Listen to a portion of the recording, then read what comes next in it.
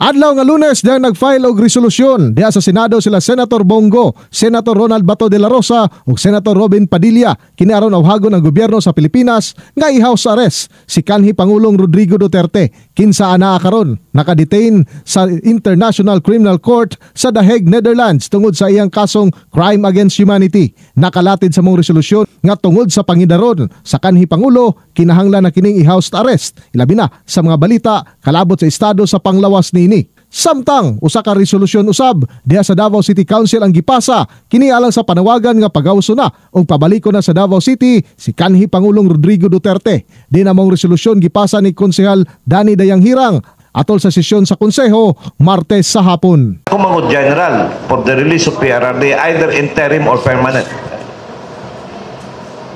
Kay kang kuan po is house arrest ang kang De La Rosa wa ko kay tanod pero ako basta i-release siya diri sa Davao diretso sa Davao. Din gipaklaro sa mga opisyal nga ang maong lakang dili lamang legal merits kun dili panawagan isip usa ka Davaoenyo alang sa kanhi Pangulo kinsa napili usab isip mayor sa syudad niadtong milabay nga eleksyon. In the heart of changing lives, ako si Brigada Julius Pacot alang sa 93.1 Brigada News FM Davao, The Music and News Authority.